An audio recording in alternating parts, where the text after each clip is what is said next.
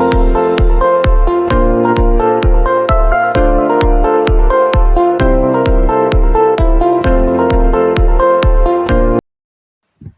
Friends, welcome to our channel do practice. आज की video में हम करने वाले हैं क्लास 12th बिजनेस स्टडीज़ का chapter number 1 nature and significance of management. ये चैप्टर 1 की 7th और लास्ट वीडियो है। आज की वीडियो के साथ हमारा chapter 1 nature and significance of management ख़त्म हो जाएगा। लास्ट टॉपिक रहता है हमारा कोऑर्डिनेशन। इससे पहले हम levels of management, objective of management, importance of management, nature of management as science, art and profession and concept of management, features of management सब कुछ डिस्कस कर चुके हैं। आप उन लास्ट वीडियोस में जाके चेक कर सकते हैं। अगर आपको उन वीडियोस में कोई भी डाउट है तो आप यहाँ पर कमेंट कर सकते हैं और आपको कमेंट जो भी आपके डाउट आप कमेंट कर दीजिए, आपको तुरंत रिप्लाई मिल जाएगा। और अगर आप चैनल पर न्यू है तो चैनल सब्सक्राइब कर लीजिए और बेल आइकन प्रेस कर लीजिए ताकि आपको आने वाली वीडियो की अपडेट मिल जाए। तो आज का हमारा कंसेप्ट है कोऑर्डिनेशन। सबसे पहले हम समझते हैं कि कोऑर्डिनेशन होता क्या है। कोऑर्डिनेशन मीन्स समन्वय बनाना, मतलब कि अपनी जितनी भी एक्टिविटीज़ हैं उनको एक साथ लेके चलना ही क्या है, कोऑर्डिनेशन। जैसे हम रनिंग करते हैं तो हमारे सब मसल्स के बीच में कोऑर्डिनेशन होना चाहिए। डांसिंग करते हैं, डांस करते हैं तो हमारे सब मसल्स के बीच में क्या हो, कोऑर्डिनेशन हो, तभी वो चीज़ परफेक्ट होती है। सेम अगर हम मैनेजमेंट की बात करें तो मैनेजमेंट के अंदर भी आपकी जितनी भी एक्टिविटीज़ हैं सभी एक्टिविटीज़ में प्रॉपर कोऑर्डिनेशन होना चाहिए, मतलब प्रॉपर तालमेल होना चाहिए। कोऑर्डिनेशन क्या है? कोऑर्डिनेशन एक ऐसी प्रोसेस जिसमें मैनेजर सिंक्रोनाइज मीन्स एक साथ लेके आना, जिसमें मैनेजर सिंक्रोनाइज करता है the activities of different department. अलग अलग डिपार्टमेंट एक्टिविटीज़ को एक साथ लेके आने की प्रोसेस तो हम क्या कहते हैं, कोऑर्डिनेशन। जैसे कि परचेज डिपार्टमेंट का परचेज मैनेजर है, सेल्स डिपार्टमेंट का सेल्स मैनेजर है, फाइनेंस डिपार्टमेंट का फाइनेंस मैनेजर है। तो जितने भी मैनेजर हैं उन सभी डिपार्टमेंट्स की अलग अलग एक्टिविटीज़ है। परचेज मैनेजर के डिपार्टमेंट की एक्टिविटी है कि परचेज करना मटेरियल। सेल डिपार्टमेंट का काम है कि उनको सेल करना है। तो सभी डिपार्टमेंट के काम को एक साथ लेके आना ही क्या है, हमारा कोऑर्डिनेशन। हमने ये बात वैसे पहले भी की थी कि 4 हमारे डिपार्टमेंट हैं और अगर चारों ही डिपार्टमेंट के डायरेक्शंस अलग अलग होगी, परचेज डिपार्टमेंट सिर्फ अपना ही प्रॉफिट करने में लगा हुआ है, सेल डिपार्टमेंट सिर्फ अपना ही प्रॉफिट करने में लगा हुआ है, फाइनेंस वाला अपने अलग डायरेक्शन में जा रहा है और हमारा मार्केटिंग मैनेजर अलग डायरेक्शन में जा रहा है, तो जो हमारा ओवरऑल गोल है, जो हमारी पूरी बिजनेस का गोल है, वो अचीव नहीं होगा। वो अचीव सिर्फ तब होगा जब जितने भी हमारे डिपार्टमेंट है वो सब के सब एक डायरेक्शन में आएंगे और सबकी एक्टिविटीज़ में जब क्या होगा, जब सभी अपनी एक्टिविटीज़ को कोऑर्डिनेट करेंगे, सब अपनी एक्टिविटीज़ को एक साथ लेके आएंगे, जब उनकी सभी एक्टिविटीज़ में तालमेल होगा तभी वो हमारा जो है ऑब्जेक्टिव फुलफिल हो पाएगा। तो आई होप आपको ये कंसेप्ट समझ में आया होगा कि कोऑर्डिनेशन मीन्स सभी एक्टिविटीज़ के बीच में तालमेल बिठाना, जिससे हमारा जो ओवरऑल गोल है, जो हमारा मोटो है, वो अचीव हो सके। कोऑर्डिनेशन को हम कहते हैं असेंस ऑफ मैनेजमेंट। असेंस दैट मीन्स सार, कि हमारी पूरी मैनेजमेंट का सार क्या है, कोऑर्डिनेशन। अगर हम मैनेजमेंट में से कोऑर्डिनेशन को निकाल दें तो मैनेजमेंट ज़ीरो बचती है। Without coordination management is zero.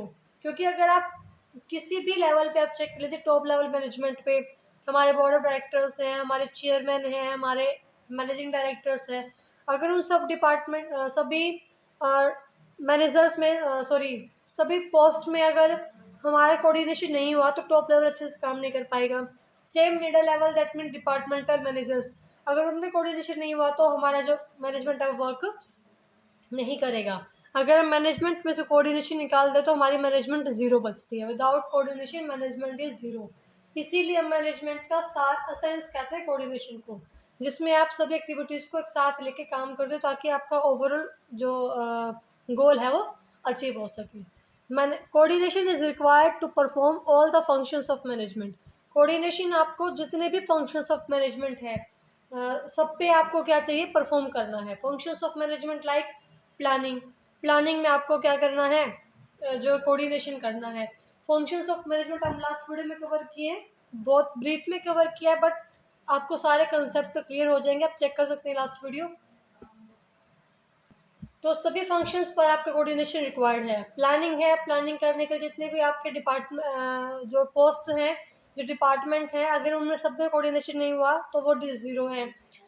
Organisation की अगर हम ऑर्गेनाइजिंग की बात करें तो वहाँ पे हमें कोऑर्डिनेशन रिक्वायर्ड है।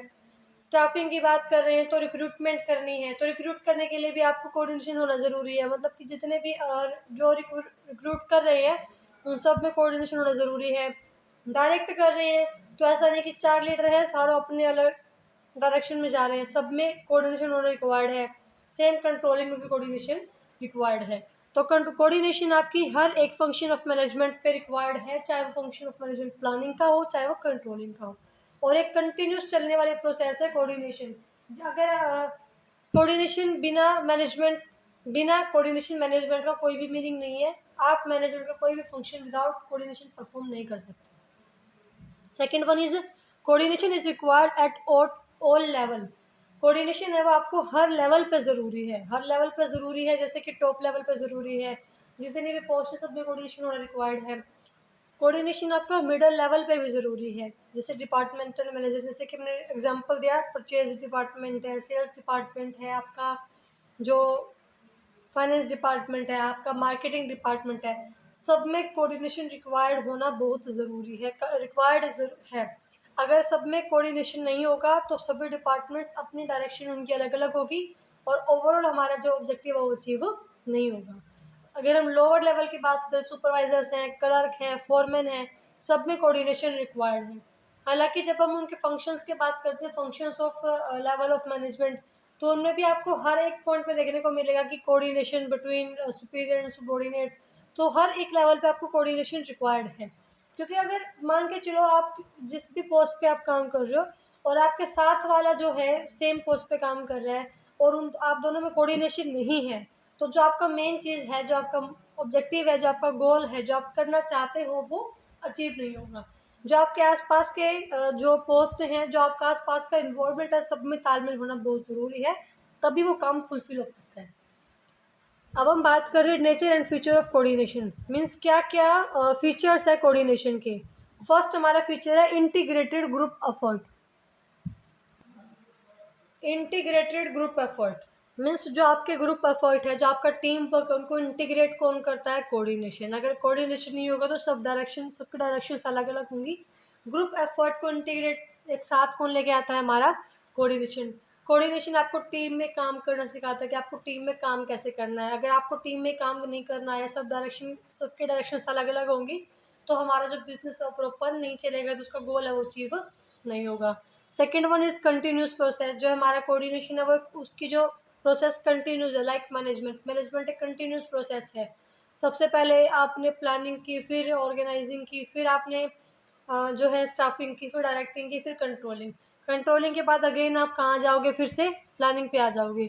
तो प्लानिंग से ये कंट्रोलिंग तक आप कंटिन्यूस चलते ही रहते हैं। तो सेम ऐसे ही है हमारा कोऑर्डिनेशन, आपकी कंटिन्यूस प्रोसेस है जो आपको हर एक फंक्शंस पे रिक्वायर्ड है और एक कंटिन्यूस चलती ही रहेगी। Third one is deliberate function. Deliberate means जानबूझकर किया गया, जो डेलिबरेट मीन्स जो हम जानबूझ के परफॉर्म करते हैं। लाइक अगर कोऑर्डिनेशन है, आपने अगर वो कहीं भी किसी भी एक्टिविटीज़ में किसी लेवल पे कोऑर्डिनेशन नहीं हुआ, तो वही जो आपका काम है वो प्रॉपर नहीं हो पाएगा। आपको कोऑर्डिनेशन जानबूझ कर करना चाहिए, मतलब कि आपको पता है कि सामने वाला के साथ आपको तालमेल होगा, तभी वो काम जो है आपका अच्छे से अचीव हो पाएगा और वो काम आपका एफिशिएंट और इफ़ेक्टिव होगा।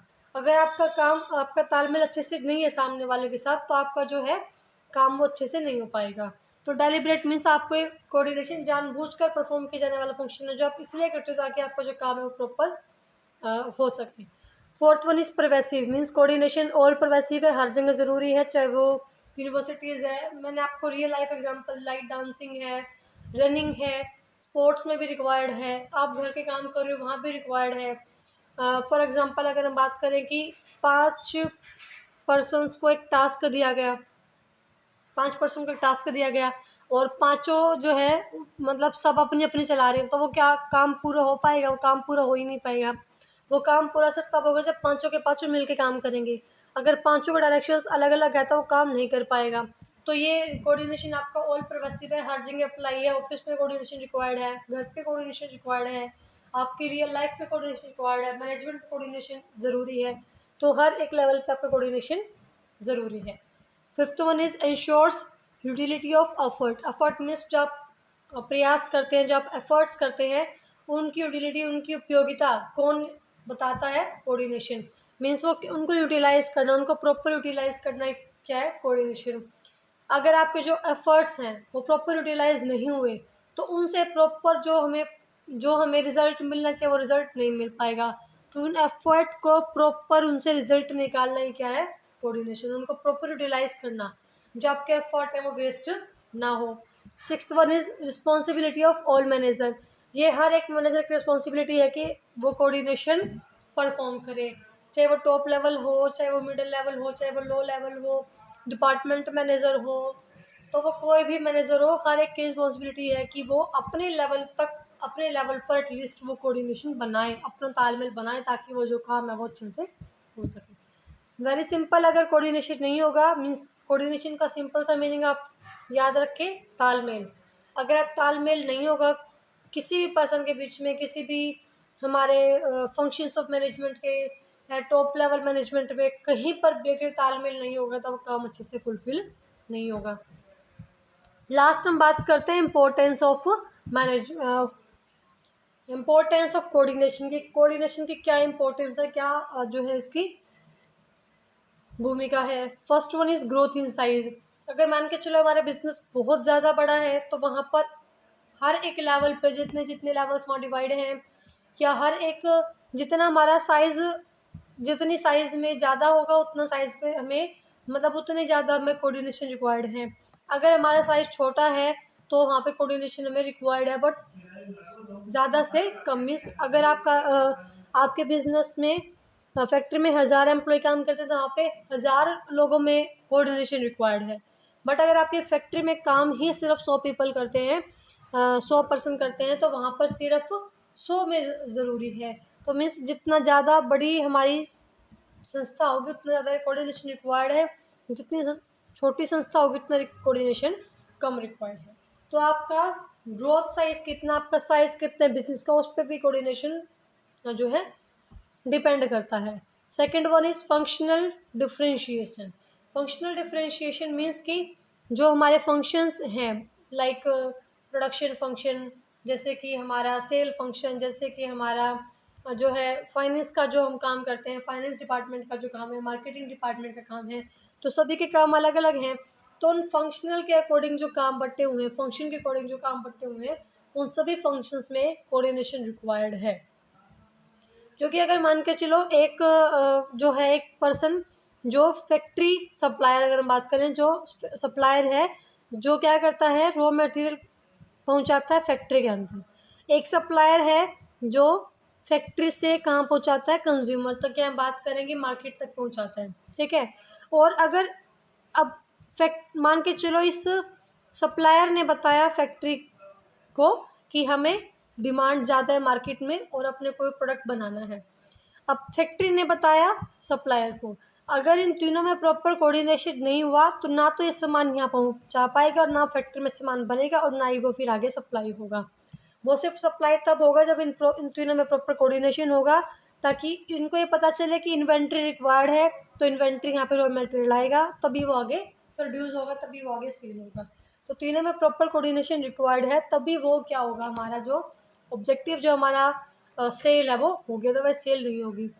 Last one is specialisation. Specialisation means कि इसको हम बोलते हैं विशिष्टीकरण। विशिष्टीकरण मीन्स कि आप किसी चीज़ में स्पेशलाइज्ड हो जाते हो। अगर आपके सुपीरियर के साथ जो रिलेशनशिप है बहुत अच्छा है, मीन्स आपका तालमेल बहुत अच्छा है, रिलेशनशिप अच्छा है सुपीरियर और सबॉर्डिनेट का, तो वो आपको टाइमली जो है आपको एडवाइस करेगा, इससे आपका एक्सपीरियंस ज़्यादा होगा और आप उस काम में स्पेशलाइज्ड होंगे। बट अगर आपका जो तालमेल, अगर हम बात करें, आपका जो रिलेशनशिप है वो आपके सुपीरियर के साथ अच्छा नहीं है, तो ना तो वो आपको काम बताएगा, ना वो आपको एडवाइस करेगा, ना आपका एक्सपीरियंस बनेगा, और ना ही आप उस काम में स्पेशलाइज्ड होंगे। आप स्पेशलाइज्ड तब होगे जब आपको प्रॉपर काम मिलेगा, आपको एडवाइस मिलेगी कि काम करना कैसे है और कैसे अच्छे तरीके से और हो सकता है, तभी वो काम क्या होगा और ज़्यादा इफ़ेक्टिव होगा। तो अगर कोऑर्डिनेशन है, तालमेल अच्छा है, तो काम में आप क्या हो सकते हो, स्पेशलाइज्ड भी हो सकते हो। तो ये हमारी थर्ड इम्पोर्टेंस थी कोऑर्डिनेशन की। ओवरऑल हमारा आज का जो चैप्टर है, जो हमारा first chapter nature and significance of management, वो इसी वीडियो के साथ ख़त्म हुआ। आई होप आपको चैप्टर समझ में आया होगा। कहीं कोई भी डाउट है तो आप कमेंट सेक्शन में पूछ सकते हैं, कमेंट सेक्शन आपके लिए ही है, आप कमेंट कर सकते हैं। और ये था आज की वीडियो। वीडियो अच्छी लगी तो वीडियो को लाइक कीजिए, चैनल को सब्सक्राइब कीजिए। और अगर आपको नोट्स चाहिए तो नोट्स के लिए आप टेलीग्राम ग्रुप ज्वाइन कर सकते हैं। टेलीग्राम ग्रुप का लिंक आपको डिस्क्रिप्शन में मिल जाएगा, वहाँ से आप ज्वाइन कर सकते हैं। वहाँ पे आपको हर वीडियो के अपडेट प्लस नोट्स मिल जाते हैं। और कोई डाउट है तो आप मेल भी कर सकते हैं, मेल आईडी आपको डिस्क्रिप्शन में मिल जाएगी। Thank you very much.